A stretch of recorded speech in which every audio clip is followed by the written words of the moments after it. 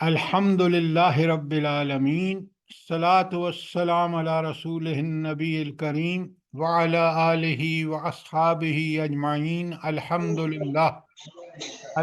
للہ الذی ہدانا لہذا وما كنا لنہتدی لولا ان ہدانا اللہ۔ رب اشرح لی صدری ویسر لی امری واحلل عقدۃ من لسانی یفقہوا قولی، آمین یا رب العالمین۔ آپ سب لوگ قلم پنسل بھی ساتھ رکھا کریں اور ایک نوٹ بک بھی۔ آج ہم سب سے پہلے تو وہ جو 11ویں آیت ہم نے آگے شروع کرنی ہے، تو تھوڑا سا کوئک ہم ریویو بھی کر لیتے ہیں اور آپ کا ایک چھوٹا سا ٹیسٹ بھی لے لیتے ہیں۔ تو سب سے پہلے آپ دیکھیں کہ آیت نمبر 1 جو ہے، جو ہم پڑھ چکے ہیں پرسوں، اس میں کیا بتایا گیا ہے قرآن مجید کے بارے میں۔ تو سب سے پہلی بات یہ بتائی گئی ہے کہ اللہ کا بڑا احسان ہے، کیوں کہ اس نے یہ برحق کتاب اتاری ہے جو ہماری ہدایت اور نصیحت کے لیے اس سے بہتر کوئی چیز نہیں ہو سکتی۔ اگر ہم نے اس کو پیش نظر رکھ کے اس کے مطابق زندگی گزاری ہوگی تو دنیا اور آخرت کی کامیابیاں، اور اگر اس کو چھوڑا ہوگا تو دنیا اور آخرت کی ناکامیاں۔ تاریخ پوری اس سٹیٹمنٹ پہ گواہ ہے۔ آج آپ دیکھ رہے ہیں ہماری ذلت اور پستی ہمارا مقدر اس لیے کہ ہم نے اس کتاب برحق کو چھوڑا ہوا ہے۔ پھر اللہ تعالیٰ نے، میں نے کل آپ کو بتایا تھا، اور اس کو بڑا نوٹ کریں کہ قرآن کا ایک اسلوب ہے، اور وہ یہ ہے کہ قرآن جب چیزوں کی دلائل دیتا ہے نا، تو وہ دلائل آفاق اور انفس سے ہوتے ہیں۔ آفاق کا مطلب ہے کائنات پوری میں وہ موجود ہیں اور ہم دیکھ سکتے ہیں، ہم سمجھ سکتے ہیں کیونکہ اللہ نے ہمیں عقل دی ہے، اور ان کو آیات کائنات اور آیات انفس کہتے ہیں۔ اور وہ جو ساری کائنات ہیں، ساری جو نشانیاں یا آیات ہیں کائنات میں، وہ اس بات کا ثبوت ہیں، کیونکہ آپ نے دیکھا کہ اسی صورت کے اندر پہلے آیت نمبر 2 میں آسمانوں میں نشانیوں کی ساری تفصیل ہے، اور اس کے بعد آیت نمبر 3 اور 4 میں زمین میں جو اللہ تعالیٰ کی آیات ہے جو بالکل صاف واضح ہے، اس کی طرف اشارہ ہے۔ تو آپ پہلی بات تو یہ سمجھیں کہ کیا کمال ہے رب العالمین کا۔ یہ وہ نشانیاں ہیں، یہ وہ آیات ہیں جن کو ہر آدمی صرف اللہ کی دی ہوئی عقل اور ان افاظ خمسہ کو استعمال کر کے پوری طرح ان کا جائزہ لے سکتا ہے، اور جب جائزہ لے گا، سمجھنے کی کوشش کرے گا، تو اس کو ایک بات تو یقیناً سمجھ آ جائے گی کہ یہ ساری نشانیاں کس بات کی دلیل ہے کہ وہ رب کتنا عظیم ہے۔ اس کی منصوبہ بندی یا پلاننگ ہو، یا اس پلاننگ کو پھر اللہ تعالیٰ نے روب عمل ایگزیکیوٹ کیا ہو، تو جو صورتحال سامنے آتی ہے، اس کے کمال عقل، اس کے کمال علم، اور اس کے اندر کمال کی پریسیژن کہ بالکل ہر چیز عین اسی طرح عمل کر رہی ہے جس طرح اللہ نے اس کو کے لیے بنایا ہے۔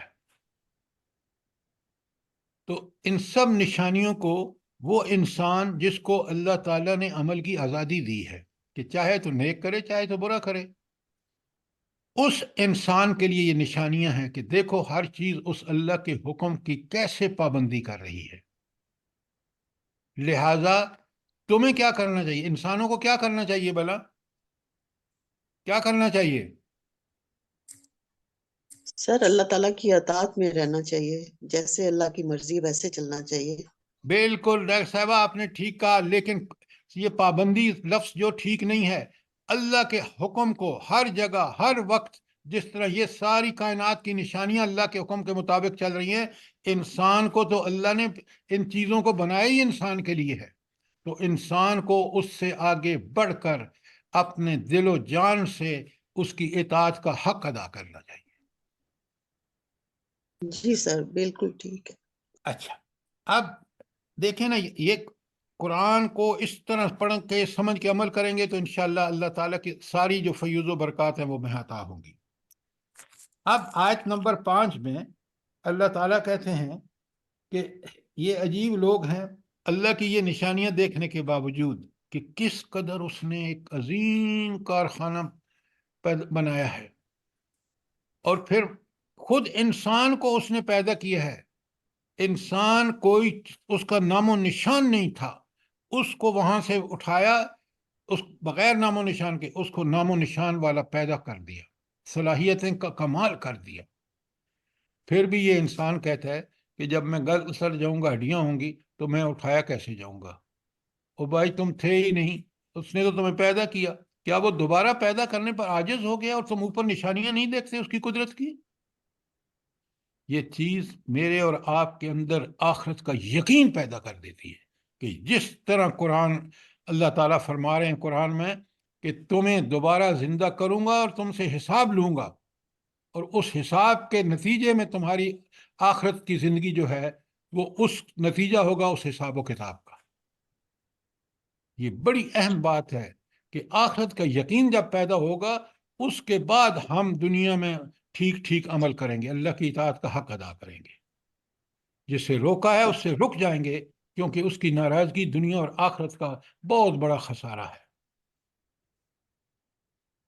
اچھا، یہاں آپ یہ مجھے بتائیں کہ اس آیت 5 میں اللہ تعالیٰ نے جو ایک بتایا ہے کہ ان کے گلے میں توق ہیں، یہ توق کس چیز کے ہیں بھلا؟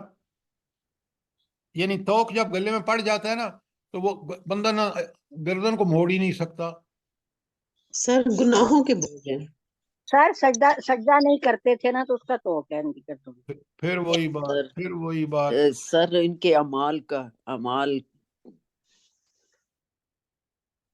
دیکھیں سر بڑے اس میں یہ آئے گا کہ ان کی جہالت، ان کی نفس پرستی، دنیا پرستی اور ان سب کے توقع جو ان کو سوچنے ویری سمجھنے سے گڈ، محروم کیا. ایکسیلنٹ. اب یہ کہنا سجدہ نہیں کرتے تھے، سجدہ تو آخری بات ہے. پہلے ان کے دل میں انانیت، تکبر، جہالت، خود پرستی اور اپنے آباء و اجداد کی آباء و اجداد کی اطاعت کے توق ان کے گلے میں پڑے ہوئے تھے. وہ توق سے آزاد کریں گے اپنی گردن کو، پھر حق کو دیکھ سکیں گے، گردن کو موڑ کے پڑھ سکیں گے، قرآن کو دیکھ سکیں گے. ان باتوں کو سمجھیں تو صحیح. ڈاکٹر صاحب ایکسیلنٹ.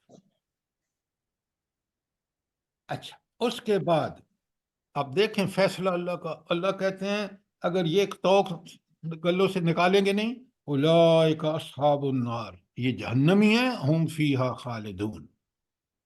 اچھا، اس کے بعد اللہ تعالیٰ کہتے ہیں کہ آیت نمبر 6 میں کہ لوگوں عقل سے کام لو، تمہارے سامنے پوری ماضی کی تاریخ ہے، قوموں کے حالات اور واقعات ہیں. قرآن نے سورہ اعراف میں بیان کی ہیں، سورہ ہود میں بیان کی ہیں، سورہ شعراء میں بیان کی ہیں کہ کس طرح وہ قومیں عبرت کا نشان بن گئیں جنہوں نے انبیاء کی بات کو نہیں مانا. اللہ تعالیٰ کتنے کریم ہیں، ان کو مہلت بھی جب نہ ماننے کے بعد بھی مہلت دی کہ شاید توبہ کر جائے. لہذا قرآن پڑھیں گے تو یہ سمجھ آئے گا، قرآن کو سمجھیں گے تو یہ بات آئے گی سمجھ. اگر قرآن کو صرف ثواب کے لیے پڑھا تو یہ اتنی بڑی نصیحتیں جو رب ہمیں کر رہے ہیں، وہ عبرتیں جو رب ہمیں دلا رہے ہیں، ہم اس سے محروم رہ جائیں گے. اور آج ہم محروم ہیں اسی وجہ سے کہ ہم نے قرآن کو چھوڑا ہوا ہے. ذلت اور پستی کی انتہا دیکھیں. کبھی آپ نے سوچا ہے کہ غزہ کی وہ بچے اور بچیاں جنہوں نے قرآن پڑھ کے سمجھا ہے، ان کی آپ ویڈیو سنتے ہیں، یقین مانے انسان اللہ کے قریب ہو جاتا ہے کہ سبحان اللہ. ان حالات میں جب ان کے والدین مر چکے ہیں، ان کے گھر اجڑ رہے ہیں، ان کو کس قدر یقین ہے اپنے رب پہ، اور طاغوتی طاقتوں کو کس طرح اللہ تعالیٰ رسوا کر رہا ہے. اور ہمارے مسلمان حکمران ہیں کہ آج بھی طاغوت کی اس چنگل سے جان نہیں چھڑا سکتے۔ آپ کے سامنے امریکہ کا کیا حشر ہوا ہے افغانستان میں، کارپیٹ بمنگ اس نے کی۔ کارپیٹ بمنگ سمجھتے ہیں نا، بم کے ساتھ بم بچھا دینا۔ اس نے ساری دنیا کو لے کے چڑھ دوڑا افغانستان پر، اور ہم نے بھی اس کو اڈے دیے۔ قیامت کے دن ہم اللہ کو کیا جواب دیں گے؟ لیکن رب کی تائید کس کے ساتھ تھی؟ مجاہدین کے ساتھ تھی۔ اور یہ سارے اسباب کے باوجود، پوری دنیا کے اسباب کے باوجود، اللہ کی تائید سے جب کوئی محروم ہوتا ہے اس کو کوئی بچا نہیں سکتا ذلت اور پستی سے۔ آپ دیکھیں تاریخ، ہمیں اللہ تعالیٰ بار بار ہمارے سامنے تاریخ کے اہم ترین واقعات لا رہا ہے۔ آپ ذرا دیکھیں تو صحیح کہ وہ جن کو ہم نہتھے کہتے تھے، جو دنیا میں سب سے گرے پڑے تھے، فلسطینی، میں دنیا میں پھرا ہوں، میں نے دیکھا ہے ان میں جو نیک فلسطینی ہیں نا، وہ کہتے تھے کہ مجھے کہتے تھے کہ خان صاحب آپ کو یہ نہیں پتا کہ آپ کے پاس ایک ملک ہے، آپ ایک ملک والے ہیں، تو یہ ملک اور اس ملک سے آپ کی تشخیص، آئیڈینٹی، یہ بڑی قیمتی چیز ہے دنیا میں۔ انہی میں سے چند مجاہد اٹھے، انہوں نے دنیا کا رخ بدل کے رکھ دیا۔ یقین مانے آج کتنے بے وقت ہیں، امریکہ کا صدر ہو، جو بائیڈن ہو، یا مغربی دنیا کے روس، اس کے انگلینڈ اور فرانس کے حکمران ہوں، کتنے بونے نظر آتے ہیں۔ اور ان بچوں کی اللہ کے لیے جو آواز ہے اس میں کتنا جادو ہے، فلسطینی بچوں کی آواز میں۔ ذرا سوچیں تو، یہ ہے تاریخ سے سبق لینا۔ اس کے بعد آیت نمبر 7 میں پھر، کیونکہ قرآن ہدایت کی کتاب ہے، وہ جو لوگ انبیاء سے کہتے ہیں نا لے آنا عذاب جس کا تو بار بار ہمیں ڈراتا ہے، اس کا جواب دیا گیا۔ اور پھر معجزے مانگنے والوں کو، اور پھر آیت نمبر 8 اور 9 میں صفات الہی بار بار آتی ہیں، آیات کے آخر میں آتی ہیں۔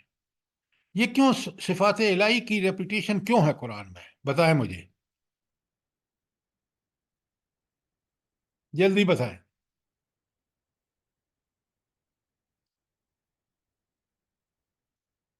حافظ صاحب آپ آئیں، ذرا بتائیں،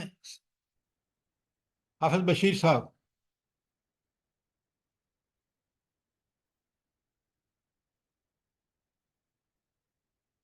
دیکھیں نا کتنی ہماری بدقسمتی ہے کہ یہ قرآن کی ہر آیت کے آخر میں بھی موجود ہیں، پھر پوری آیات بھی بار بار قرآن ہمارے سامنے لاتا ہے۔ یاد رکھیے، پورا دین کا مطلب کیا ہے؟ کہ یہ پورا نظام، چاہے وہ علم کا ہو یا عمل کا ہو، ایمان کا ہو یا عمل صالح کا ہو، اس کی جس پہ عمل کرنے کے، ایمان اس کے مطابق ہو، عمل بھی اس کے مطابق ہو جو قرآن و سنت میں ہے، یہ اس کی جو فورس، طاقت ہمیں فراہم کرتا ہے، وہ صفات الہی ہے۔ جب مجھے یہ پتہ چلتا ہے کہ میرا مالک کن صفات کمال، صفات جمال، صفات غیظ و غضب کس قدر اس اللہ کی ہیں جن کا بیان یہاں ہے، میں نے اس کے سامنے کھڑا ہونا ہے، میں نے اس کے سامنے، اس ہستی کے سامنے اپنی پوری دنیاوی زندگی کا حساب دینا ہے، ایک ایک چیز کا۔ انہی صفات سے مجھے کلیئر ہوتا ہے، انہی صفات سے مجھے وضاحت ملتی ہے کہ یہ کام اس اللہ کی صفات ہیں جو اس کی لاجواب صفات ہیں۔ دنیا میں آپ کو کہیں انصاف، اپنے ملک میں دیکھ لیجئے، وہاں انصاف اعلی درجے کا انصاف، آئیڈیل جسٹس جسے انگریزی میں کہتے ہیں، وہ جو انصاف اتنا ٹھیک انصاف کہ ہمارے وہم و گمان میں بھی نہیں ہے، وہ اللہ کے ہاں ملے گا جس کی صفات یہ ہے۔ اس اللہ کے احکامات جو اتنا عظیم ہے، اس کے احکامات کتنے لاجواب ہوں گے۔ لہذا یہ صفات الہی سے ہمیں سب سے بڑی طاقت فراہم ہوتی ہے، جس کے لیے میدان عمل میں ہم کوشاں ہوتے ہیں۔ تو صفات الہی کا فہم جو ہے، جو اس کا مفہوم ہے، وہی ہمارے لیے سب سے بڑی قیمتی چیز ہے ایمان اور عمل کے لیے۔ دیکھیں نا، ایک صفت حاکمیت جو ہے وہ کتنی اہم ہے کہ وہ حاکم ہے۔ حاکم کا کام کیا ہے؟ انصاف کرنا۔ آپ دیکھ لیں پوری دنیا میں انصاف کا، آپ جو یہ کائنات اور اس کی نشانیاں ہیں، وہ اس کے عدل کا منہ بولتا ثبوت نہیں ہے۔ آپ یہ نہیں دیکھتے کہ دنیا میں قومیں کس طرح اٹھتی اور ترقی کرتی ہیں اور کس طرح پستی سے دوچار ہوتی جاتی ہیں؟ وہ صرف اس کے قانون عدل کے مطابق ہوتا ہے۔ کوئی دنیا کا کام اس کی صفات کے جو اس کے اندر ہیں انہی کی وجہ سے وہ ہو رہا ہے۔ اچھا، یہ تو مختصر تعارف تھا۔ کسی وقت انشاءاللہ تاریخ اس پہ اللہ تعالیٰ کی جو صفات ہیں وہ کیا کیا ہیں ان کے بارے میں انشاءاللہ گفتگو کریں گے۔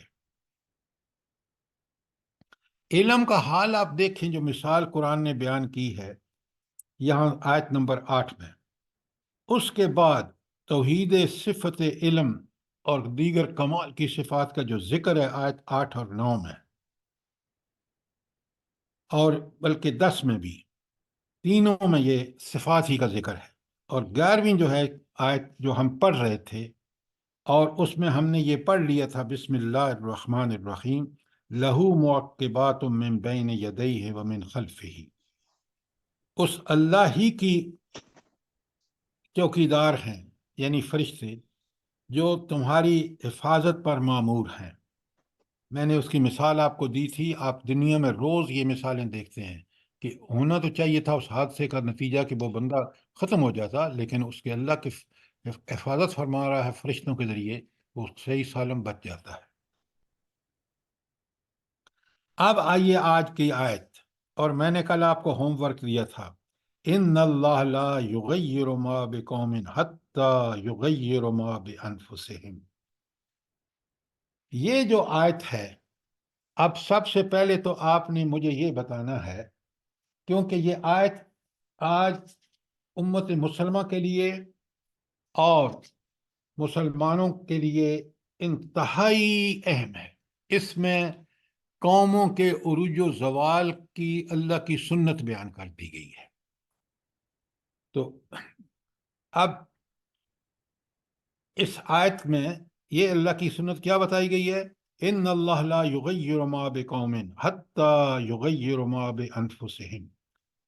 جب کوئی قوم اپنی روش بدل لیتی ہے اور تنبیہ و انذار کے باوجود متنبہ نہیں ہوتی، تو اللہ اس پر وہ عذاب بھیجتا ہے، آگے ہے، ہاں، جس کو کوئی ٹال نہیں سکتا۔ تو پہلے تو اللہ کی سنت کیا ہے بھلا قوموں کے عروج و زوال میں؟ کیا ہے؟ جلدی بتائیے۔ سر جی، اللہ تعالیٰ کسی قوم سے اپنی نعمتوں کو اس وقت تک زائل نہیں کرتا جب تک کہ وہ اپنی حالت نہیں بدل لیتی، یعنی خیر و صلاح کی راہ سے منحرف جب ہو جاتی ہیں اور گناہوں کا اور معاصی کا ارتکاب کرنے لگتی ہیں۔ اس پر ایک آیت ہے سورہ الانفال کی 53، ذالک بأن اللہ لم یکن مغیرا نعمۃ انعمها علی قوم حتی یغیروا ما بانفسہم ان اللہ سمیع علیم۔ تو اللہ تعالیٰ تب تک اس قوم کو کی حالت نہیں بدلتا جب تک کہ وہ اپنے آپ کو اس ڈگر پر نہ ڈال دے کہ جو اللہ نے اس کے لیے مختص کی ہوئی ہے، خاص کی ہوئی۔ ونڈرفل، بہت عمدہ، بہت عمدہ۔ اب اس بہن نے کمال کر دیا ہے کہ سورت انفال کی وہ آیت بھی کوٹ کر دی جو اسی آیت کے تقریباً الفاظ تھوڑے سے مختلف ہیں، مفہوم اس آیت کا بھی وہی ہے۔ اب ذرا سا غور سے سنیں، یہ قرآن ہماری ساری دکھوں کا مداوع ہے۔ یہاں قوموں کا بتا دیا، اب سنیں ذرا سمجھیں بات کو کہ اللہ تعالیٰ کب حالت بدلتا ہے اس قوم کی۔ دیکھیں پہلے حالت بدلنے کے لیے کیا، یہاں قوموں کی بات ہو رہی ہے، افراد کی نہیں ہو رہی، پہلی بات سمجھ لیں۔ کیوں کہ اللہ قوم کی بات کر رہا ہے۔ قوم میں جب خیر غالب رہتا ہے، جب وہ قوم بھلائیوں کے کام میں آگے بڑھتی چلی جاتی ہے، اللہ تعالیٰ کی توعید اور نصرت اس کو ہوتی ہے، وہ اور اس قوم کو رفتیں اور ترقیاں عطا فرماتا ہے۔ لیکن جب یہی قوم الٹے راستے پہ چلتی ہے اور وہ جو اس کے پاس اللہ نے صلاحیتیں دیں، اللہ نے اس کو وسائل دیے، وہی غلط طریقے پر استعمال کرتی ہے، تو وہ قوم پستی میں چلی جاتی ہے، اور پستی میں چلتے چلتے گرتے گرتے وہ اس نہج پہ پہنچ جاتی ہے کہ اس کی ڈکٹیشن وہ شیطانی ادارے IMF دیتا ہے، ورلڈ بینک دیتا ہے، امریکہ اشارے وہ حکم دیتا ہے، اور یہ قوم اتنی بدبخت ہوتی ہے کہ وہ پھر سمجھتی ہی نہیں ہے کہ میں تو ان اللہ کے مغضوب لوگوں کی بات مانوں گا تو میں بھی مغضوبوں میں شامل ہو جاؤں گا، تو وہ اتنی بھی صلاحیت اس سے اللہ تعالیٰ کھو دیتا ہے۔ کیوں؟ اس نے اپنے عمل اور اپنی صلاحیتوں کو اللہ کے دیے ہوئے مقاصد کے لیے استعمال نہیں کیا۔ لہٰذا پوری تاریخ انسانی اٹھا کے دیکھ لیں، جب بھی قوموں میں مجموعی طور پر، کیونکہ یہاں بات ہو رہی ہے نا قوموں کی، مجموعی طور پر جب قوموں میں برے آدمی آ گئے ہیں تو اس قوم کو پھر پستی اس کا مقدر بن جاتی ہے۔ اس کو بدلنے کا کیا طریقہ ہے بھلا؟ کہ اس پستی سے نکل کر وہ قوم واپس آ جائے اس راستے پہ جو ترقی کا راستہ ہے۔ کیا کرنا چاہیے اس سر کو؟ اطیع اللہ والرسول، اور اجتماعی اپنی توبہ کتاب بھی کرنی چاہیے۔ کیا کہا آپ نے؟ ساری اجتماعی توبہ بھی کرنی چاہیے۔ صرف توبہ کر کے بیٹھ جانی چاہیے؟ وہی انہوں نے کہا نا کہ اللہ کی اطاعت اور رسول صلی اللہ علیہ وسلم کی اطاعت کرنی چاہیے۔ سر اللہ کی رسی کو مضبوطی سے تھام لیں اور تفرقے میں نہ پڑو۔ اچھا، بڑی غور سے بات سنیں، یہ ساری بکھری ہوئی باتیں ہیں۔ اس پستی سے نکلنے کا علاج، پہلی بات کہ ہم بہت ہی نادم ہو کے کہ ہم نے کس کی نافرمانی کی ہے، اس خالق مالک رازق حاکم کی، تو ہم توبہ کریں، اجتماعی توبہ کریں۔ آپ کے ملک کے جتنے پرنٹ میڈیا ہے، جتنا آپ کا یہ الیکٹرانک میڈیا ہے، ریڈیو، ٹی وی، اخبارات، سارے کے سارے توبہ استغفار کی دعوت دیں لوگوں کو، پوری یہ اجتماعی توبہ ہوگی۔ حکمران اپنے یہ جو بکواس کرتے ہیں دن رات امریکہ کی شہ پر، یہ اللہ کے احکامات کو عام کریں، قوم سے کہیں ہم بھی توبہ کرتے ہیں، تم بھی توبہ کرو۔ یہ ہے روش بدلنا، کس حوالے سے؟ برائی سے اچھائی کی طرف۔ اللہ تعالیٰ اس قوم کو ضرور خود اسی آیت میں بتا رہے ہیں اللہ کہ اب اس قوم نے اپنی نفس کو بدل دیا، اپنے آپ کو بدل دیا، اپنے دن جو اعمال تھے ان کو بدل دیا، اپنی صلاحیتوں اور وسائل کو ٹھیک رخ پہ ڈال دیا۔ اللہ تعالیٰ اس کو ترقی میں پھر تائید اور نصرت کر دیتے ہیں۔ لیکن یہ تو یہاں تک بات سمجھ آ گئی ہے؟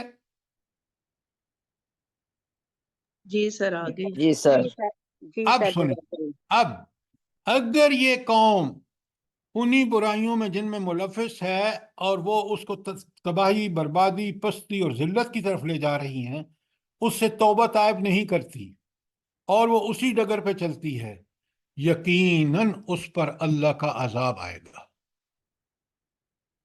اور اس عذاب کو کوئی ٹال نہیں سکتا۔ تاریخ دیکھ لیں، فرعون کو دیکھ لیں، ان ساری قوموں کو دیکھ لیں جن کا بیان سورہ آراف، سورہ ہود اور سورہ شعراء میں ہے، ان کو کوئی بچا نہیں سکا۔ وہ اپنے وقت کی ایسی قومیں تھیں کہ انہوں نے دنیاوی کاموں میں ترقی کی انتہائیں دیکھی ہیں۔ آج آپ کے سامنے امریکہ کس طرح، کیونکہ میں آپ کو بات بتا رہا ہوں 1970 کی، آج سے 50 سال سے زائد جب میں وہاں پڑھتا تھا، امریکہ کا جو بول بالا تھا آج ہرگز نہیں ہے۔ آج وہ بالکل تباہی کے راستے پر اتنا بڑھ چکا ہے کہ آپ کو سامنے نظر آ رہا ہے کہ اب اس کو کوئی تباہی سے نہیں بچا سکتا۔ کیوں؟ اس نے ذلت اور پستی کی انتہا کر دی ہے۔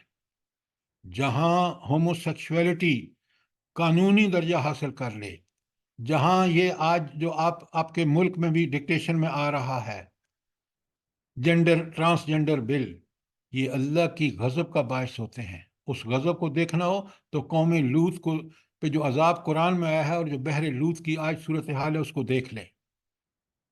پھر اللہ اس کی قدرت و طاقت کے سامنے کوئی چیز ٹھہر نہیں سکتی، پھر اس پہ ایسا عذاب آتا ہے۔ اور آج ہم اس ملک میں 75 سال سے دیکھیں، نام ملک کس کے لیا کہ ہم قرآن و سنت کا قانون نافذ کریں گے، اور طاغوت کی چاکری میں ہمارے حکمرانوں نے انتہا کر دی اور قرآن و سنت سے ایسا اعراض کیا، ایسے قرآن و سنت کو پیٹھ کے پیچھے پھینکا کہ آج 75 سال میں ہم اتنے دور گمراہی میں نکل گئے ہیں کہ اب بھی اگر توبہ نہ کی تو اللہ کے عذاب سے میں نہیں کہہ رہا، یہ قرآن کی آیت آپ کو کہہ رہی ہے، پھر اللہ کے عذاب سے کوئی بچا نہیں سکے گا، اور وہ عذاب کسی کے ٹلے گا بھی نہیں، کیونکہ وہ اللہ کا عذاب ہے۔ اور اللہ کہتا ہے کہ میرے عذاب، میں جب کسی کو عذاب میں مبتلا کرتا ہوں کسی قوم کو، تو اس کو کوئی اس عذاب کو دور نہیں کر سکتا۔ اللہ کی طاقت، قدرتیں آپ دیکھ رہے ہیں۔ یہ ہے اس آیت کا مفہوم۔ اور آج اگر ہم اس قرآن کی ان آیات سے نصیحت حاصل نہیں کریں گے تو قرآن کہتا ہے کہ جب پھر تمہیں تباہی اور بربادی سے بھی کوئی بچا نہیں سکے گا۔ اب اگر آپ کا کوئی سوال ہو، کوئی چیز کلیئر نہ ہوئی ہو تو ضرور پوچھیں، ورنہ ہم آیت 11 سے آگے شروع کرتے ہیں۔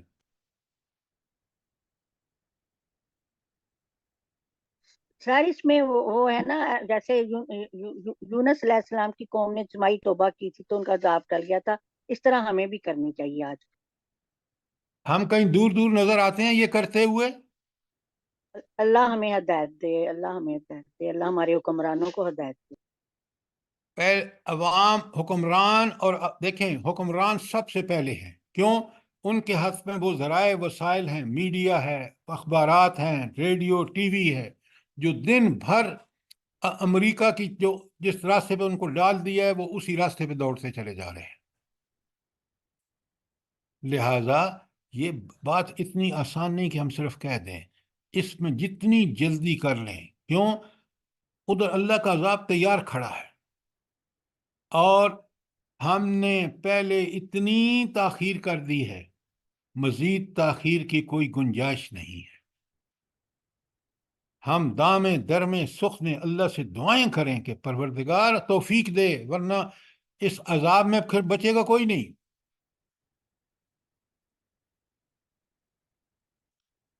کوئی سوال، کوئی بات؟ پھر میں ترجمہ کر دیتا ہوں۔ بسم اللہ الرحمن الرحیم۔ ان اللہ لا یغیر ما بقوم حتی یغیر ما بانفسہم۔ اور جب اللہ تعالیٰ کسی قوم کی شامت لانے کا فیصلہ کرتا ہے تو وہ حقیقت یہ ہے کہ اللہ تعالیٰ قوم کے حال کو نہیں بدلتا، کسی قوم کے حال کو نہیں بدلتا جب تک وہ خود اپنے رویے میں تبدیلی نہ لے آئے، اپنے اوصاف کو نہیں بدل دے، برائیوں کے بجائے اچھے اوصاف برے اوصاف کی بجائے اچھے اوصاف. کیا مطلب؟ یہ جو آپ کے ملک میں غدر مچا ہوا ہے، رشوتیں، بدعنوانیاں، کوئی انتہا نہیں، اس کو کس میں بدلنا ہوگا؟ اس کو امانت اور دیانت میں بدلنا ہوگا. اس کو ان رذائل کو چھوڑ کر فضائل اختیار کرنے ہوں گے. پھر اللہ اجتماعی توبہ کے ساتھ جب یہ کام کریں گے، پھر اللہ کی رحمت آپ کو اس عذاب سے بچا لے گی. اور اگر آپ اس کو کنٹینیو کریں گے، اور جو ہم کر رہے ہیں، تو پہلے ہی بہت تاخیر ہو چکی ہے. اب ہمیں فوراً توبہ کرنی چاہیے. اس کے بعد بڑی سخت آیت آ رہی ہے، بہت بڑی تنبیہ. وَإِذَا أَرَادَ اللَّهُ بِقَوْمٍ سُوءً، اور جب اللہ تعالیٰ کسی قوم کے شامت لانے کا فیصلہ کر لے، فَلَا مَرَدَّ لَهُ، پھر وہ کسی کے ٹالے نہیں ٹلتی. کیوں؟ اللہ ظلم نہیں کرتا. یاد رکھیں، اللہ تعالیٰ تو انتہائی کریم اور فضل کرنے والی ذات ہے. یہ بندے اپنے ساتھ ظلم کرتے ہیں. اس کے ان احکامات جو برحق ہیں، اس کی خلاف ورزی کر کے اپنے نفس، شیطان اور ظلم و بربریت اور عدوان کی انتہا کر دیتے ہیں. اس وجہ سے پھر اللہ ان کو گرفت میں لیتا ہے. جب اللہ پکڑتا ہے تو پھر فلا مرد لہو، پھر اس کو کوئی ٹال نہیں سکتا. آگے دیکھیں، وما لہم من دونہ من وال، اور نہ اس کے مقابلے میں ایسی قوم کا کوئی حامی اور مددگار ہو سکتا ہے. ذرا غور فرمائیں کہ یہ عذاب کی کیسی اور غضب کی، اللہ کے غضب کی کیسی صورتحال ہوگی جب ہم انتہا کر رہے ہیں برائی کی. تو آپ سوچیں کہ اس کے بعد اس سے بڑی کوئی وارننگ ہو سکتی ہے؟ تو آیت 11 کو دیکھیں. میں نے صرف آیت 11 کا ایک حصہ جو کل ہم نے پڑھا تھا، اس کی بھی تاریخ گواہ ہے کہ اللہ تعالیٰ کے فرشتے جو ہیں وہ ہماری حفاظت اس کے حکم سے کر رہے ہیں. وہ آپ روز مرہ دیکھتے ہیں. ڈاکٹر کہتے ہیں یہ بندہ بچ نہیں سکتا، اللہ تعالیٰ اس کو زندہ سلامت کر دیتا ہے. یہ اللہ کی قدرتوں کا کاش ہمیں ذرا احساس ہو، پاس ہو. پھر اب اسی آیت میں ایک یونیورسل لا کہ اللہ اس قوم کی حالت کو نہیں بدلتا جو خود اپنی حالت کو نہ بدلے. تو انقلاب اس قوم کے اندر سے اٹھے گا. اس کے ارادے برائی کے بجائے نیکی کے، اس کے اعمال برائی کے بجائے نیکی کے ہوں گے، تو انشاءاللہ اللہ تعالیٰ رحم فرمائے گا. آیت 11 کے بارے میں کوئی سوال؟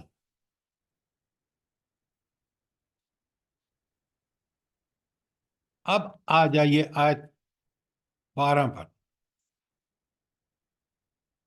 هو الذی یریکم البرق خوفا وطمعا، وہی ہے اللہ تعالیٰ جو تمہارے سامنے بجلیاں چمکاتا ہے، جنہیں دیکھ کر تم اندیشے میں، جن کو دیکھ کر تمہیں اندیشے بھی لاحق ہوتے ہیں اور امیدیں بھی. اچھا، جب یہ بجلیاں چمکتی ہیں بادلوں میں تو ہمیں اندیشے کیا لاحق ہوتے ہیں اور امیدیں کیا بنتی ہیں؟ یہ سوچنے کی باتیں ہوتی ہیں. جب تک سوچیں گے نہیں، بات نہیں بنے گی. جی، تو بادلوں میں جب بجلیاں چمکتی ہیں تو ہمیں اندیشے کیا لاحق ہوتے ہیں؟ کس بات کی فکر ہوتی ہے؟ نیچے ہمارے اوپر آ کے نہ کہ گر جائے اور ہماری آنکھیں ہاں، اچک کے یہ نہ رہ جائے. بجلیاں کہیں ہمیں آ کے ہمیں جل آ کے حسم کر دیں. آپ نے دیکھا ہوگا کہ بجلی کا کیا ہوتا ہے. یا یہ بادل ایسی برسے کہ اس سے سیلاب آ جائے، یہ دوسرا اس کا مسئلہ ہو سکتا ہے. یہ اندیشے ہو سکتے ہیں. اور پھر اللہ تعالیٰ کہتے ہیں کہ خوف کے ساتھ وَطَمْعًا، اور ان کو کچھ امیدیں بھی ہوتی ہیں. وہ امیدیں کیا ہوتی ہیں؟ سر اللہ تعالیٰ کی رحمت نازل ہوگی، بارشیں ہوں گی، کھیتیاں ہوں گی، خوشحالی آئے گی. ہاں بالکل. اب دیکھیں، ایک ہی چیز کے اندر دو پہلو رکھ دی ہیں. یہ کس کا کمال ہے؟ اللہ تعالیٰ اس کا ذات کا اثر اللہ تعالیٰ کا کمال ہے، یہ سمجھیں بات کو۔ تو ہمیں دعائیں کرنی چاہیے کہ اللہ رحمت کی بارشیں برسا، اے اللہ ہمیں اس کی زحمتوں سے محفوظ فرما۔ تو آیت 12 میں پھر کیا بیان ہوا ہے بلا؟ اگر آپ کو ایک جملے میں کہا جائے کہ یہ کیا چیز بیان ہوئی ہے اس آیت 11 میں؟ یہ خوف اور امید۔ نہیں، یہ پھر اللہ تعالیٰ کی خوف اور امید، آپ کی بات ٹھیک ہے، لیکن یہ نشانیاں ہیں، یہ آیات الہی ہیں، یہ آپ کی کائنات کی نشانیاں ہیں جس سے آپ کو اللہ وارننگ دے رہا ہے کہ یہ ہے میری سنت۔ سر جی، اس کو قدرت کاملہ بھی اللہ کی کہا جا سکتا ہے کہ اسی کے بس میں قدرت کاملہ تو اس کی ہے ہی ہے، یہاں ایک خاص نشانی کی طرف ذکر ہے، اور وہ ہے کہ جب بادل میں بجلیاں چمکتی ہیں تو پھر تمہیں خوف بھی لاحق ہوتا ہے اور تمہیں اس سے امیدیں بھی بنتی ہیں۔ تو یہ جو ہے یہ صرف اس پہلو سے نشانی کہ تم دیکھو تو صحیح کہ اس رب کا کمال اس بارش کے حوالے سے، بادلوں کے حوالے سے کیا ہے۔ اس پہ جب غور فکر کریں گے تو آپ کو رب کے کمالات نظر آئیں گے۔ اس میں ہر چیز، اس میں دو پہلو رکھے ہوئے ہیں، تباہی کا بھی اور خوشحالی کا بھی۔ تو ہمیں اللہ سے کیا دعائیں کرنی چاہیے؟ ایسے عمل کرنے چاہیے پہلے کہ اللہ راضی ہو۔ جب اسے دعائیں کریں گے تو اللہ ہمیں بجلیاں نہیں گرائے گا، بلکہ اللہ تعالیٰ اپنی رحمت سے بارشیں برسائے گا اور ہمارے اندر خوشحالی آئے گی۔ لیکن جب ہم برے عمل کریں گے تو آپ دیکھیں گے کہ پھر اللہ تعالیٰ کی ناراضگی کی وجہ سے کئی قسم کی بیماریاں، بارشیں، سیلاب جو آپ دیکھ رہے ہیں روزمرہ۔ قرآن کو پڑھ کے جتنا غور کریں گے نا، اور آپ دماغ کو اس طرف لڑائیں گے نا، آپ یقین مانیں رات کو نیند میں بھی آپ کو قرآن اور قرآن کے معاملات جو نہیں سمجھ آئے اللہ تعالیٰ وہ سجا دیتا ہے۔ لیکن شرط یہ ہے کہ یہ ہمارا اوڑھنا بچھونا بن جائے، باقی عمل ہم سارے دنیا کے کریں، لیکن سوچ و فکر میں قرآن کے بارے میں، آیات کے بارے میں، ان کے احکامات کے بارے میں یقین، اور جہاں کوئی چیز سمجھ نہیں آتی اس پہ غور و فکر جاری رکھیں، اللہ تعالیٰ اس کو سجھا دے گا آپ کو۔ ایک اور طریقے سے انسان کو سمجھایا جا رہا ہے۔ اگر آیت 12 پہ کچھ سوال ہے تو کریں، ورنہ 13۔ سر ہمارے نبی کریم صلی اللہ علیہ وآلہ وسلم بھی جب بادل اور بجلی دیکھتے تھے تو خوف زدہ ہو جاتے تھے، کیونکہ کئی قومیں اسی وجہ سے تباہ بھی ہوئی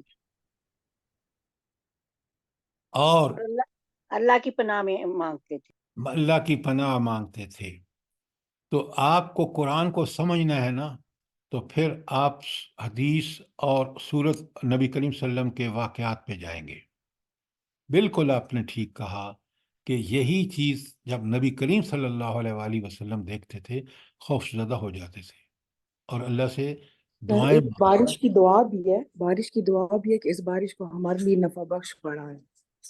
بالکل، دیکھیں نا، اگر قرآن کے ساتھ آپ حدیث کو نہیں رکھیں گے تو قرآن کو پوری طرح نہیں سمجھ پائیں گے۔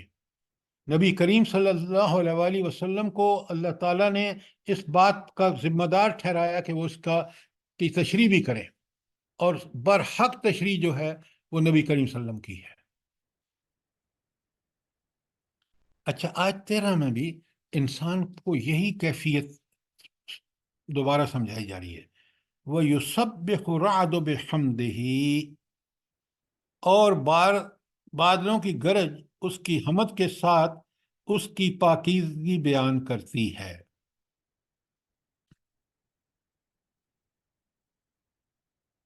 اور قرآن میں دوسری جگہ آتا ہے کہ ہر چیز جو ہے وہ اللہ کی تسبیح بیان کر رہی ہے۔ سورہ حشر کے بالکل آخری آیت کیا ہے؟ یسبح لہ ما فی السماوات و ما فی الارض، زمین و آسمان میں جو کچھ ہے وہ اللہ کی حمد کے ساتھ بے عیبی بیان کر رہا ہے۔ اچھا، یہ جو ہے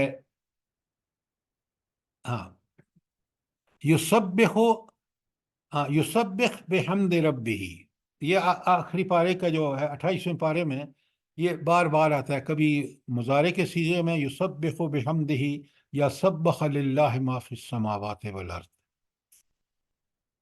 تو یہ کیا مطلب ہے اس کا، خاص کر اس کا کہ وہ یسبح الرعد بحمدہ، کہ یہ جو بادلوں کی گرج ہے نا، یہ اللہ کی تسبیح بیان کر رہی ہے اس کے حمد کے ساتھ۔ کیا مطلب ہے؟ دیکھیں نا، کتنی دفعہ ہم نے پڑھا ہے، کبھی ہم نے سوچا ہے کہ اس کا معنی کیا ہے، اس کا مفہوم کیا ہے؟ بتائیں ذرا جلدی سے۔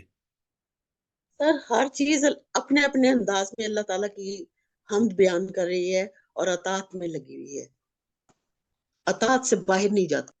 نہیں، یہ آپ کی بات ٹھیک ہے، جنرلی بالکل ٹھیک ہے، لیکن یہاں یسبح الرعد بحمدہ، اس کا کیا مطلب ہے؟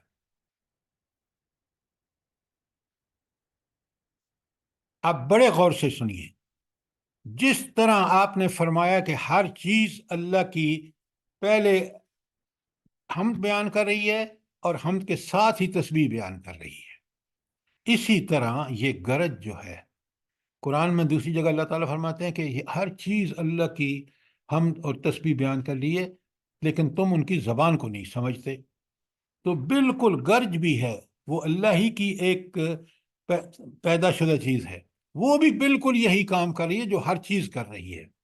وہ اپنے انداز میں کہہ رہی ہے کہ دیکھو مجھے پیدا کرنے والا کتنا بے عیب ہے، اس میں کوئی نقص، کوئی غلطی، کوئی قصور نہیں ہے، وہ پرفیکٹ ہے، اتنا پرفیکٹ ہے کہ تعریف اسی کے لیے ہے۔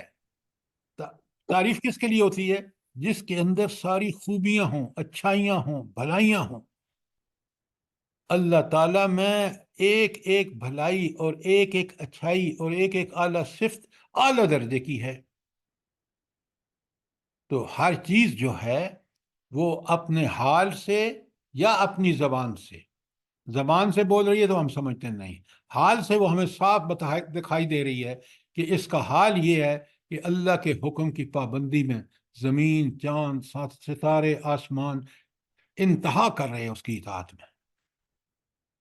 یہ ان کے حال سے تسبیح اور زبان سے جو بولتے ہیں، جیسے گرج ہے، بجلی کی چمک ہے، وغیرہ وغیرہ، وہ بھی یہی بیان کر رہے ہیں۔ پرندے جو آوازیں نکال رہے ہیں وہ بھی یہی بیان کر رہے ہیں، ہر چیز۔ اب یہ سمجھنے کے بعد فوراً انسان سمجھے کہ اصل میں میرا اس کے ساتھ کیا تعلق ہے۔ میرا تعلق یہ ہے کہ مجھے اللہ نے آزادی دی ہے، میں اس زبان سے گانے گاؤں، میں شیطانی آوازیں نکالوں، میں لوگوں کی غیبت کروں، فلاں کروں، اللہ نے آزاد کر دیا ہے۔ لیکن حساب لے گا تو میرا کام یہ ہے کہ میں اس زبان سے، کیونکہ سب چیزیں کے اوپر اللہ نے مجھے درجہ بخشا ہے، وہ اس وجہ سے بخشا کہ میں ان سب چیزوں سے بڑھ کے اللہ تعالیٰ کی حمد اور تسبیح بیان کروں۔ اپنے حال سے کیسے؟ کہ میں ہر حال میں اس کی اطاعت اور اس کی فرمانبرداری کا حق ادا کروں، مسلم بن جاؤں۔ زبان سے کیسے؟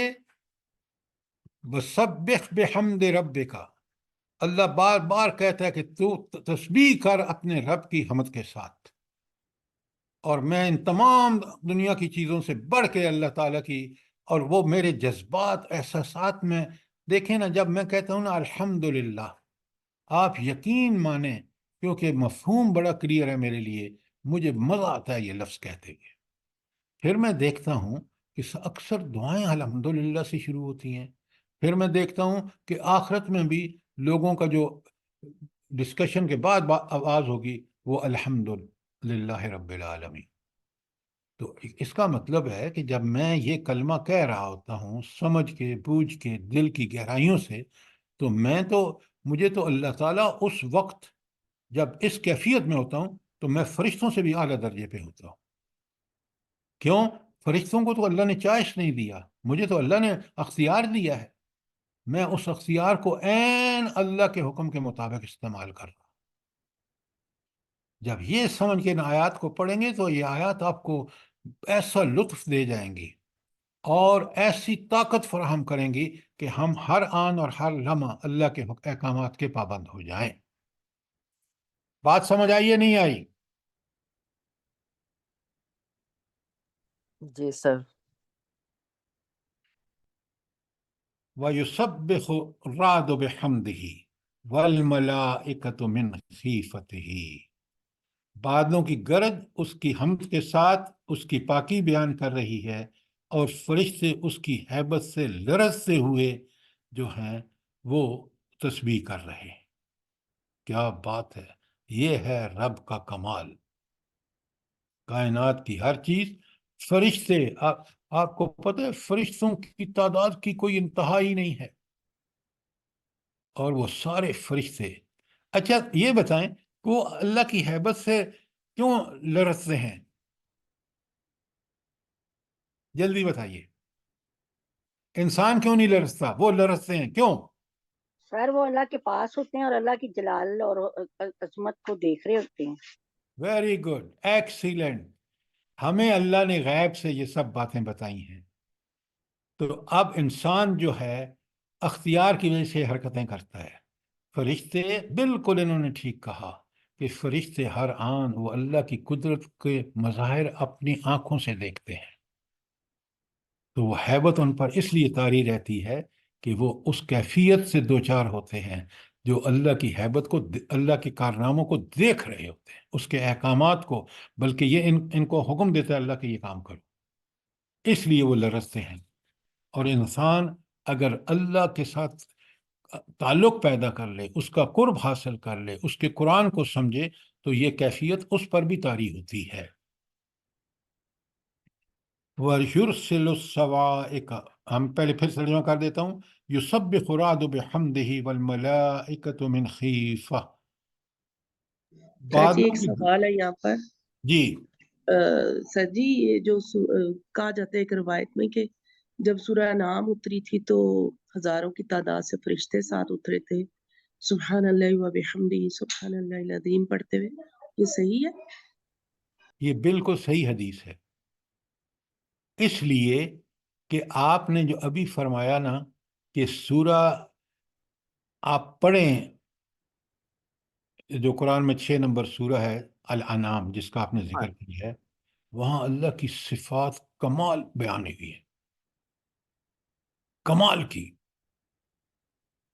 توحید پر دلائل جو دیے گئے ہیں آیت کائنات سے اور آیت انفس سے اور دیگر، یہ سورہ انعام میں آپ پڑھیں تو آپ حیران رہ جائیں۔ آپ نے پڑھی نے یقیناً ہوگی، آپ نے یہ نوٹ نہیں کیا؟ جی جی بالکل صحیح جی۔ تو یہ اللہ تعالیٰ کا یہ بھی حکم ہوا کہ اس کے ساتھ اللہ تعالیٰ فرشتوں کا بھی نزول فرمائے، تاکہ جب یہ حدیث لوگ پڑھیں تو وہ سمجھیں کہ یہ سورہ الانعام کتنی اہم ہے، اس حوالے سے کہ اس میں وہ دلائل دیے گئے ہیں جو قدرتیں ادھر ادھر، جن کو ہم آیت کائنات کہتے ہیں، ان کثرت سے بیان ہوئی۔ بات کلیئر ہے؟ جی سر جی، جزاک اللہ۔ اچھا، اب چلتے ہیں آگے۔ وَيُرْسِلُ الصَّوَاعِقَ، اور وہ کڑکتی ہوئی بجلیوں کو بھیجتا ہے، صواعق جو کڑک رہی ہوتی ہیں، فَيُصِيبُ بِهَا مَن يَشَاءُ، اور انہیں جہاں چاہتا ہے ان کو بھیجتا ہے، وَهُمْ يُجَادِلُونَ فِي اللَّهِ، اور لوگ ہیں کہ اس کے بارے میں جھگڑ رہے ہوتے ہیں، یعنی نافرمانوں کا یہ حال ہوتا ہے، اللہ کا عذاب آتا ہے، وہ کڑکتی بجلیاں ان پہ گرا دیتا ہے، اور اس حال میں ہوتے ہیں کہ وہ جھگڑ رہے ہوتے ہیں۔ کاش وہ اللہ کے مطیع اور فرمانبردار بندے بن کے رہتے تو یہ معاملہ ان کے ساتھ پیش نہ آتا۔ وَهُوَ شَدِيدُ الْمِحَالِ، اور اس کی چالیں بڑی زبردست ہیں۔ کیوں؟ اس کی چال کا توڑ ہی کوئی نہیں ہے.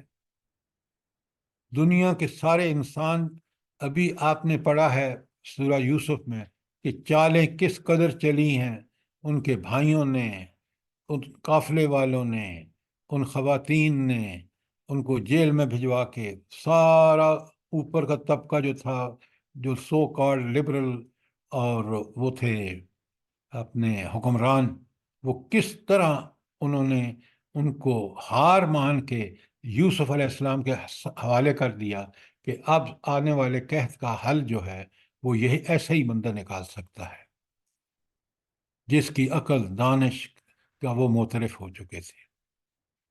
یہ ساری اللہ کی چال کے سامنے سب کی چالیں ہیں. وَهُوَ الشَّدِيدُ الْمِحَالِ، اور وہ اللہ اب جو ہے وہ اتنا طاقتور اور غالب ہے کہ کوئی اور اس کے بارے میں اس کے حوالے سے کوئی اس کا مقابلہ نہیں کر سکتا. کوئی سوال آیت نمبر 13 کے بارے میں؟ سر یہ جو تھوڑا سا اس کو پلیز ایکسپلین کر دیں. یوسویبو بس وہ پہنچا دیتا ہے ان کڑکتی ہوئی بجلیوں کو بہا میں یشاؤ، اس سے سر یہاں پر کیا مراد ہے؟ آپ مجھے یہ بتائیں کہ قدرت اور اختیار کس کے پاس ہے؟ سر اللہ تعالیٰ کے پاس. اچھا، تو کڑکتی بجلیوں کو بھیجنے والا کون ہے؟ اوکے، اللہ کی. جس کا بے مثال اختیار قدرت ہے. لہذا وہ جب لوگوں کو حد سے گزر جاتے ہیں، بحثیں کرتے ہیں خود اللہ تعالیٰ کے بارے میں، اور ان جو ابھی اوپر سارے آپ پڑھ رہے ہیں دلائل ہیں اللہ تعالیٰ کی قدرت اور اس کے اختیار اور اس کی طاقت کے، تو اب اس کے بعد وہ اللہ جو ہے ان کے برے کرتوتوں کی وجہ سے وہ ظلم نہیں کرتا، پھر وہ ان کڑکتی بجلیوں کو حکم دیتا کہ جو ان کو بھسم کر دو. میں یشاء کا لفظ جب آئے تو آپ کہیں بھی قرآن میں اکثر آتا ہے، اس کا صاف مطلب یہ ہوتا ہے کہ وہ جو چاہتا ہے کرتا ہے.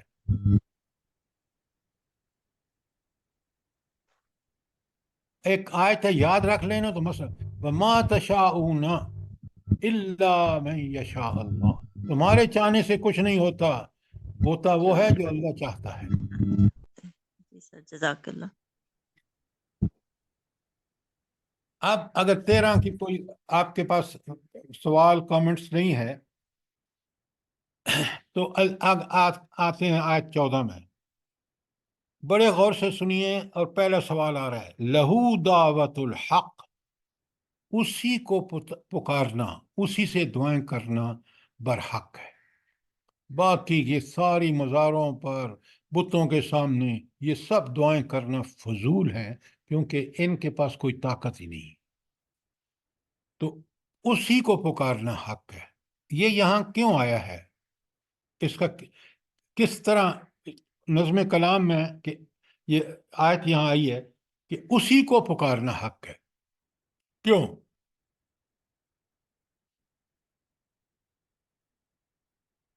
جلدی بتائیں. ہر چیز کا تاکہ مالک دعا خالق پھر وہی بات، دعا پھر وہی بات، ہر چیز کو تک چھوڑے. اوپر ساری آیات کیا بتا رہی ہیں؟ جنرلائز نہ کیا کریں خدا کے لیے. فہم قرآن یہ کہ آج یہاں یہ آیا لہو اسی کے لیے. وہ کون ہے؟ وہ ساری اوپر اتنی ساری اس کی صفات پڑھ کے آ رہے ہیں آپ. تو لہو دعوت الحق میں وہ پوری اوپر جتنی تفصیل ہے کہ اللہ یہ کرتا ہے، اللہ یہ ہے، اللہ ساری وہ اسی کو پکارنا حق ہے، کیونکہ طاقت اور قدرت اس کے پاس ہے. آپ قرآن کے اندر رہیں پھر باہر جائیں، لیکن آپ کیا کرتے ہیں؟ ادھر کی اٹھا کے ادھر لگا دیتے ہیں، ادھر کی اٹھا کے.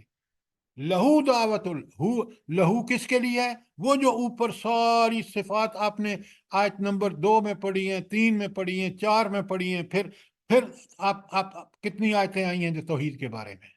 وہ ساری صفات، یہ ہے وہ ہستی جس کو آپ دعا مانگ سکتے ہیں، جس کو پکار سکتے ہیں. اب بات سمجھ آئیے. دیکھیں نا، لہو دعوت الحق جو ہے یہ دراصل پوری پچھلی کی کو نتیجہ اس کا یہ ہے. بات سمجھ آئیے نہیں آئی؟ جی سر، جی سر، سوری سر. اچھا، دیکھیں اصل میں میں بھی ایسے ہی کرتا تھا، جب تک عربی نہیں پڑھی، جب قرآن تک پر غور و فکر نہیں کیا، تدبر نہیں کیا، میں اللہ کا کروڑ کروڑ شکر ادا کرتا ہوں کہ اے اللہ کتنا تیرا میرے اوپر احسان ہے کہ مجھے آپ نے اپنی اس کتاب کو سمجھنے میں میری مدد فرمائی، جس کی وجہ سے تو میں اس لیے چاہتا ہوں کہ آپ کو بھی روکوں اس بات سے کہ آپ ادھر ادھر نہ جائیں قرآن میں، پہلے قرآن کے اندر رہیں۔ دیکھیں نا، قرآن کہتا ہے کتاب مبین۔ کتاب مبین کا مطلب کیا ہے؟ یہ کتاب اپنا مدعا کھول کھول کے بیان کرتی ہے۔ یہاں اس کا مدعا تھا کہ اللہ تعالیٰ کی صفات بیان کر کر کے کہا لہو دعوت الحق۔ اب دعائیں مانگنی ہے تو یہ ہے وہ ہستی، یہ ہے وہ طاقت، یہ ہے وہ قدرت، یہ ہے وہ اختیار جو آپ کی دعاؤں کو سن سکتی ہے، قبول کر سکتی ہے۔ بڑی پتے کی بات ہے۔ والذین یدعون من دونہ، اللہ اکبر، وہ لوگ جو اس کو چھوڑ کر دوسروں کو پکارتے ہیں، دعائیں مانگتے ہیں، لا یستجیبون لہم، وہ ہرگز ان کو قبول نہیں کر سکتے۔ کیوں نہیں قبول کر سکتے؟ جلدی بتائیں۔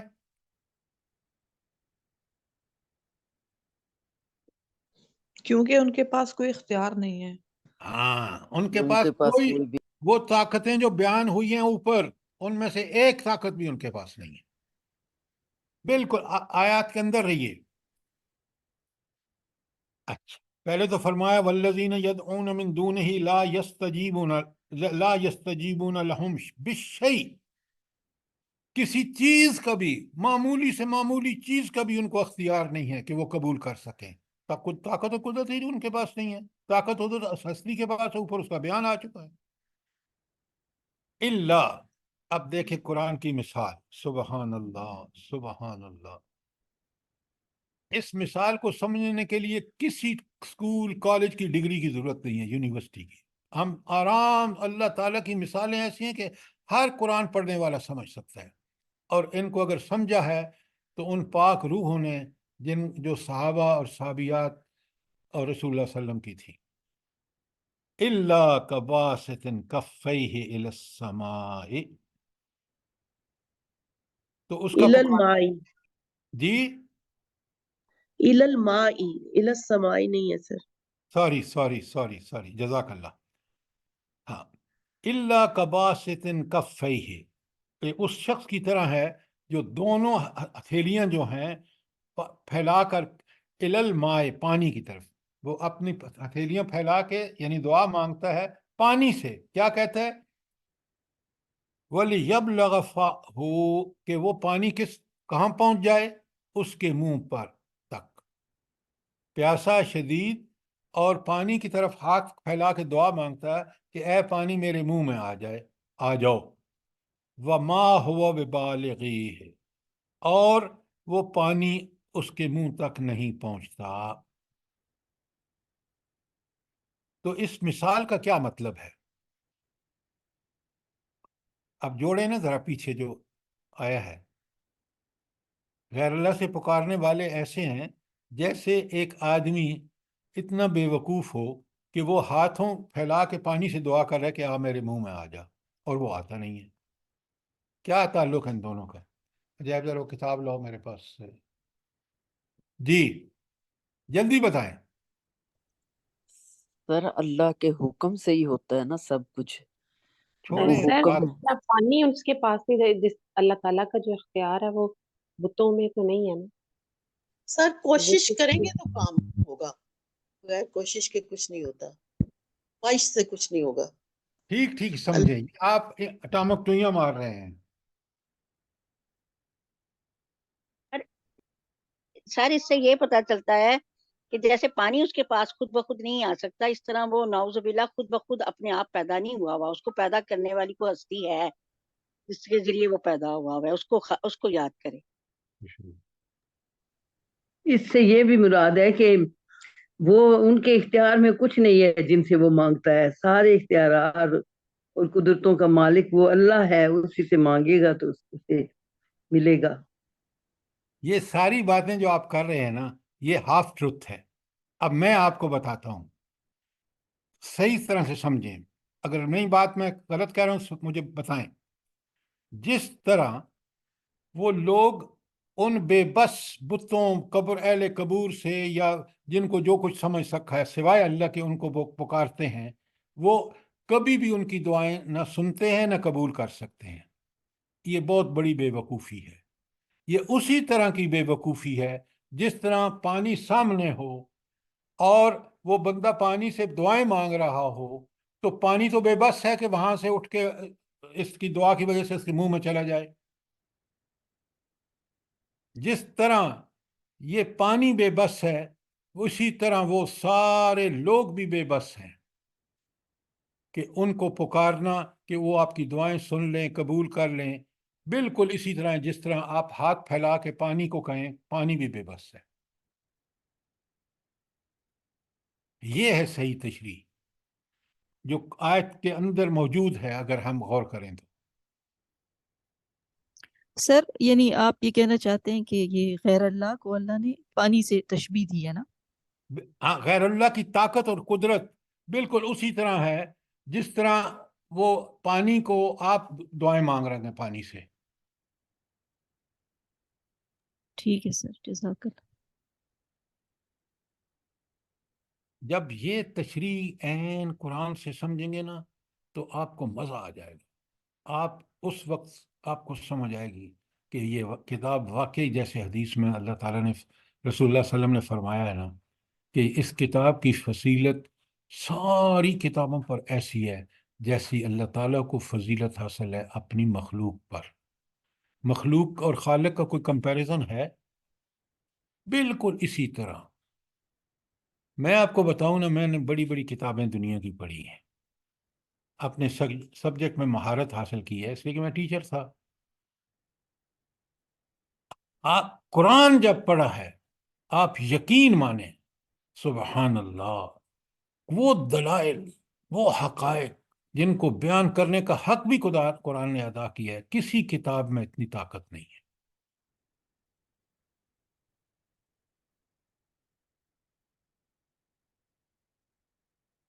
आयत 14 के बारे में कोई सवाल, इनको गौर से पढ़ा करें। इससे देखें ना किस कदर, कितने मजबूर हैं ये पीर, ये फकीर, ये कब्र वाले, ये बुत। कोई हैसियत नहीं है अल्लाह के मुकाबले में इनकी। पुकारना है तो उसको पुकारो जिसके पास सारी ताकतें हैं। उन्हीं ताकतों के बारे में तो सिफात ऊपर बयान हुई है कि वो हस्ती जो ये काम करती है, ये ताकत किसी और के पास नहीं है। तो शरीक कहां से आ गए फिर? अल्लाह ताला तो कुरान में इंतहा करते हैं, फरमाते हैं जब हमने पैदा किया सब चीज को तो हमने तो किसी से मशवरा भी नहीं किया। ये कौन होते हैं जिनको तुम पुकार रहे हो, जिनको हमने इस काबिल भी नहीं समझा कि चले इनसे मशवरा ही ले लें? क्यों? सारी दुनिया की ताकतें जमा कर लो, अल्लाह की ताकत उससे कहीं बढ़ करके, हर ताकत, इल्म, हिकमत, अकल, अख्तियार, जब उसके अख्तियार के ताबे नहीं रहे तो आप देखें आज खुद IMF, world bank, United nation मसला बना हुआ है खुद उन ताकतों के लिए जिन्होंने इसको एज ए टूल इस्तेमाल करना चाहा। एक गज्जा के मसले पर कितनी स्प्लिट है, कितनी इख्तिलाफ है उनमें यूनाइटेड नेशन में। देखें तो सही जरा, कितना बरहक है अल्लाह का ये कलाम, और किस कदर बदबख्त हैं हम मुसलमान और हम हमारे हुक्मरान कि इसको छोड़कर उस तागूत के पीछे जो अपने मसाइल हल नहीं कर सकता, हम उसके पीछे चल रहे हैं। तारीख साबित कर चुकी है कि यही वो निज़ाम है जो दुनिया को अमन और सुकून से हमकिनार कर सकता है। इस निज़ाम को नाफिज करने के लिए मुसलमानों को जिहाद व किताल करना होगा। नहीं करेंगे यही हाल होगा जो है। अगर जिहाद व किताल करेंगे तो दुनिया में इज्जत से जिएंगे। देख लें अफगानिस्तान के मुजाहिदीन को, देख लें मुट्ठी भर फ़लस्तीनी हमास को, देख लें, तारीख गवाही दे रही है और इनका मुंह चढ़ा रही है। जो बाइडेन अपने लोगों से मुंह छुपाता फिर रहा है। जो कह रहे हैं ये वीडियो रिकॉर्ड हो रही कोई सवाल, कोई चीज क्लियर ना हुई हो।